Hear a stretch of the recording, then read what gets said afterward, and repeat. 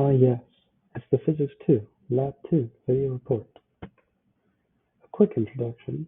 In Lab 1, we approximated tape charge by modeling each tape as a point charge, but we're no longer so naive.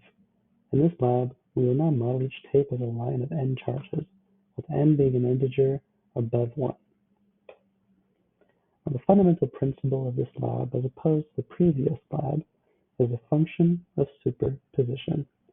Superposition is the fact that a charge will radiate an electric field regardless of its surroundings. This means that multiple charges, in this case Q1 and Q2, can experience a force defined by Coulomb's law from one charge. Now, our experimental design is exactly the same. Two pieces of charged tape are brought very close together.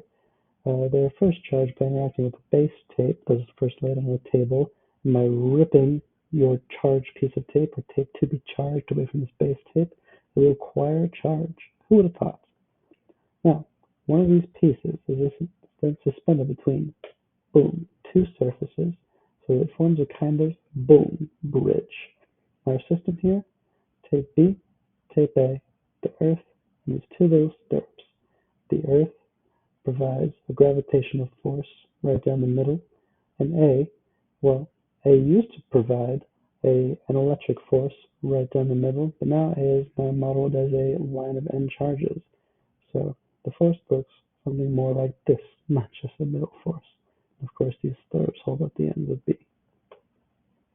For my measurements, the tape length was 21 centimeters. With a 1 meter to 1 gram ratio, it means it's about 0.00021 kilograms.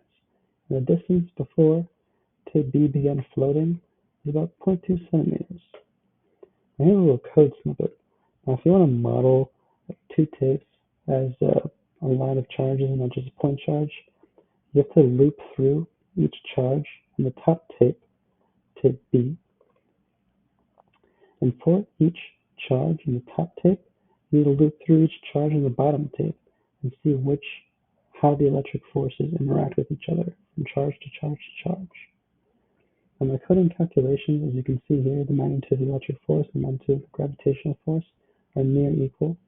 My old Q was 9.57 e to the negative 10, and my new Q, the Q gleaned from the line of charges approach, is 3.2 times 10 times 10, 3.2 times 10 to the negative 9th. We'll see how this differs later on. And why I'm not perfect, the different ways in which this experiment could have gone wrong, improper measuring, could have had a faulty roller, could have had a faulty eye. Touching the tape and removing the charge, my fingers could have stolen some of that good charge juice. And the room moving the tape. I have a fan in my room when I was doing this experiment. I could have wobbled it a little bit. Now, what if questions? What if? What if I modeled this tape as a point charge? Well, if you watched my first mod video, you'd know. And if you watch this mod video, you'd also know. But the new Q is 334 times bigger than the old Q. Wow. Now, why do these estimates differ? Because a point charge is just a representation of reality. All models are wrong, but some are useful.